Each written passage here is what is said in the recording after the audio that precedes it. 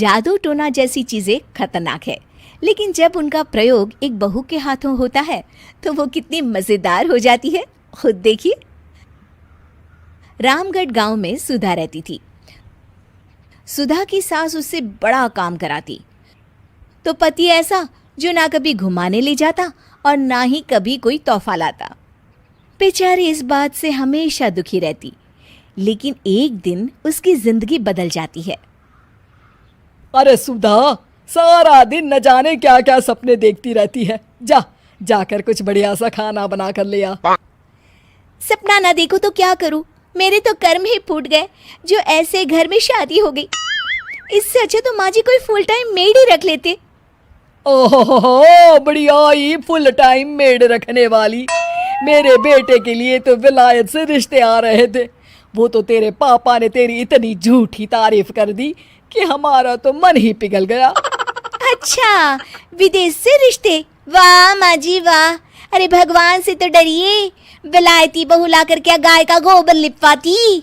बहू बहू होती है, ना वो देशी होती है ना विलायती। बहू का काम सिर्फ सास की सेवा और घर का काम होता है।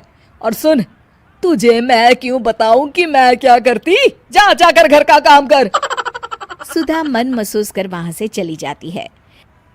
शाम को सुधा का पति जल्दी घर आता है, जिसे देख सुधा खुश हो जाती है। जी, आ गए आप? जरूर मुझे कहीं घुमाने ले जाने का प्लान होगा आपका। सब समझती हूँ मैं। अरे नहीं भाग्यवान, घूमना क्या है, बस आज जल्दी बस मिल गई तो घर जल्दी पहुंच गया। अच्छा सुनो, जरा आज शाम की चाय के साथ पकोड़े भी तल लेना, बड़ा मन कर रहा है।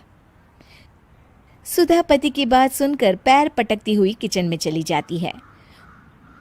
वो काम करते करते खिड़की के बाहर देखती है कि तभी उसे एक चमकीली सी कॉपी दिखाई देती है।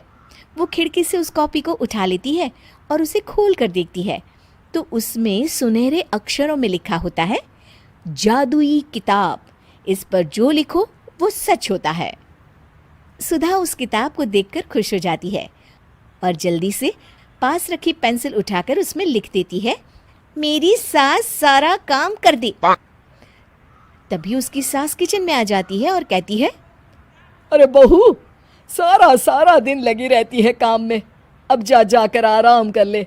मैं तेरे लिए चाय और गर्मा गर्म पकोड़े लेकर आती हूँ। सुधा ये देखकर हैरान हो जाती है और कॉपी लेकर कमरे में आ जाती है। तभी वो देखती है कि उसका पति आराम से बैठकर किताब पढ़ रहा होता है। सुधा झट से कॉपी निकालकर उसमें लिखती है, मेरा पति मुझे घुमाने ले जाए। बस फिर क्या था, सुधा का पति किताब बगल में रख देता है और उससे कहता है, बहुत दिन हो गए हम कहीं घूमने नहीं गए ना, चलो कल मैं ऑफिस से छुट्टी ले लेता हूँ। सुधा ये सुनकर खुश हो जाती है कि तभी उसकी सास हाथ में चाय और पकोड़े लेकर खड़ी हो जाती है। चलो बहू, कुछ खा लो। अरे किस्मत वाले हैं हम जो हमें तू मिली, वरना मेरे बेटे की शादी कहीं तय ही नहीं हो रही थी। कोई लड़की इस घर में शादी नहीं करना चाहती थी। ले बहू, खा ले। अब तो सुधा की बल्ले बल्ले हो गई थी। सुधा की सास और पति बस उसके इशारों पर घूमते। एक दिन सुधा को सास का हार पसंद आ जाता है। वो सास से कहती है, माँ जी कितना खूबसूरत हार है, क्या ये हार आप मुझे दे देंगी? ओए होए, बढ़िया ही, मुझे दे देगी? अरे तेरी माँ ने दिया है ना मुझे, जो मैं तुझे दे दूं? मैं अपने एक भी गहने तुझे कभी नहीं दूंगी।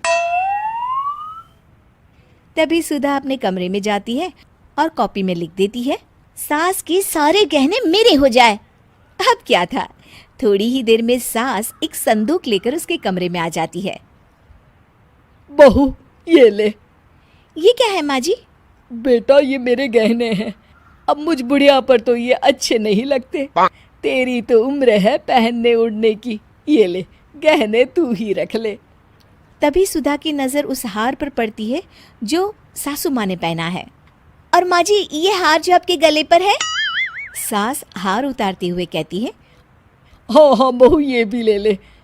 फिर कान के टापस उतारते हुए कहती है, ये ले बेटा, तू ये भी ले ले।